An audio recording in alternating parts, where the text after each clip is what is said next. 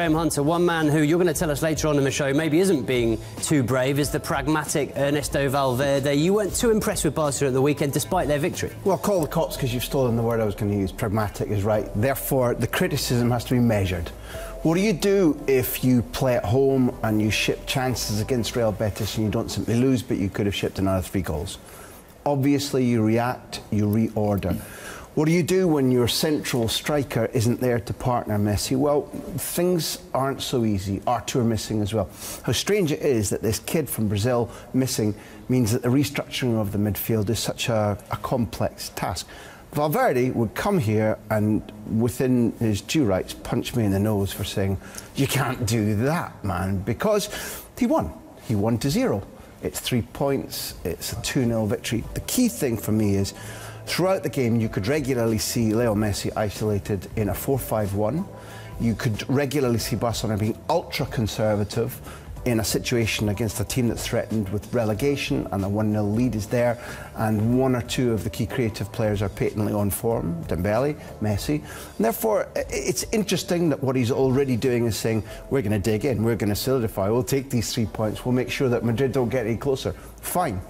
But when you see bad choices being made all over the pitch, plus a 4-5-1, then there's something to rail against, and rail against it is what I'll be doing later on. You've shown it, and also just the way you described it, that's what an elite team does, what any basic team does. Professionals will always criticise journalists who say, well, it was 4-3-3, because there will be flexibility, sometimes by necessity, sometimes strategically. And I remember very well Glenn Hoddle as England manager, me on the England beat, saying, well, we'll be 3-5-2 with the ball, but we'll be 4-5-1. And people were like, 2 formations into 1 game.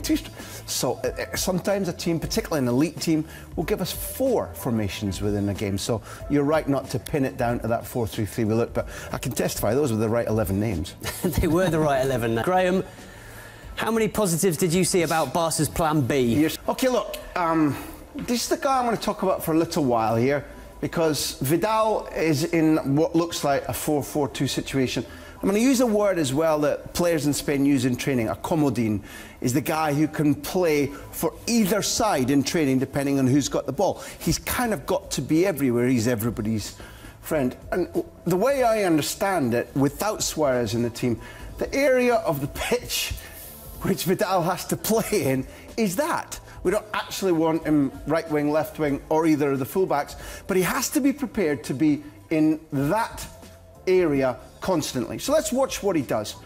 I'm going to tell you one of the things that makes me critical of Football Club Barcelona. Vidal here, you can track, he's just doing the closing down work, but gradually, as he drifts back, as Villarreal patiently try to build something up, let's just look at what formation that is.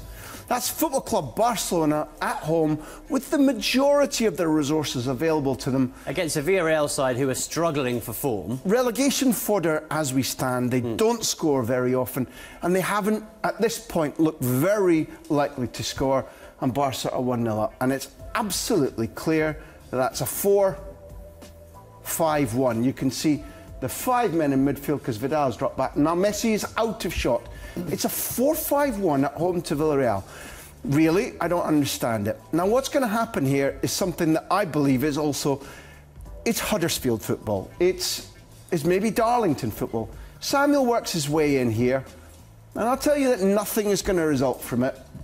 But what was Longley bought for? I mean, in this situation, for as long as the days since غايزكا played at this stadium for Football Club Barcelona, or any of the 3 of us have studied Football Club Barcelona, this defender gives the ball here, or there, or here.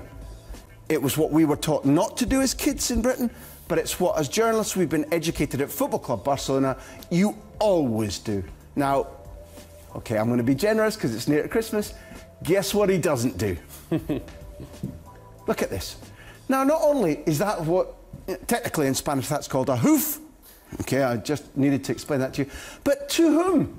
This is their only striker, Messi. Now, even in miniature, sorry, Leo, you look at his body language there. He's just looking at it going, what the hell did I just watch? He doesn't even move, does he? He doesn't move, and he's just like, oh, God, there'll be more of this in a minute. Yeah. And there is. We've played on here, not because I want to prolong their agony, but let's just take another look for a second here Arturo Vidal. And my point about how much he's asked to do, the Comodine. He's weighing up whether he closes down Fornals. He does close down Fornals. And look at his arms in the air. He's saying to Coutinho, now he's here, why were you not closing down the fullback? Why, if I was pressing inside, weren't you closing down? Let's watch Vidal. What does he decide to do? To monitor and then to run and close Samuel down. Absolutely fantastic. What's the first thing that once you've won the ball there that Vidal should do, either inside to Busquets or in front of Coutinho like that? When you win the ball at Football Club Barcelona, you pass. It's as simple as that. What does he do? Right? He does exactly that. Take the ball, pass the ball. Somebody should make a beautiful film about Football Club Barcelona. And once you've been given the ball, in Coutinho's instance, again, what do? This isn't me being clever. We've been taught this time and time again. The ball immediately goes inside to Rakitic. If you're daring, if you believe that you can bisect them and set Dembele away with Messi up in front of him, you risk that pass. That's acceptable under the grand Cruyff Guardiola scheme at Football Club Barcelona. What you don't do with the ball just having been won back, hard work by Vidal, shuttle running across the pitch, you don't turn, put your head down, give the ball away immediately, try and take on a Villarreal player, lose possession. And this is why we would hear whistles when Coutinho wasn't substituted and Vidal was. Just indefensible by Longley and by Coutinho, and bred from the manager's idea about 4-5-1 at home will do. Gaisco, we're always told about this Barca that like to bring the ball out from the back, that like to play, and none of us particularly like the expression, but the tiki-taka, the little passes. Are they losing their way slightly under Valverde? I know this is a question that we could be here all day talking about, but what do you think? Well, it's more than the little passes, the easy passes. It's easier to pass it from here to there, from here to, even if it's Messi up there, you know he's not going to run for the ball or into the channel to get that ball. He's got to be on his feet. So it's a 30 meters pass to his feet, it's fine, otherwise you're giving the ball away. And like Graham is showing us that there, it's really hard to get the ball back. So when you get it back, make sure you keep it. Or you make something good out of that. And Coutinho takes sometimes too many risks when you got the ball, especially if you work hard. And I'm sure Vidal there wasn't happy about what he did, because the fact that he didn't have a striker, that Messi is not going to track every single ball when it's there, someone has to do it. And it was Vidal doing that the other day. So it takes a lot of commitment and a lot of run for when you get that ball, give it to someone, and that one doesn't give the care that he should.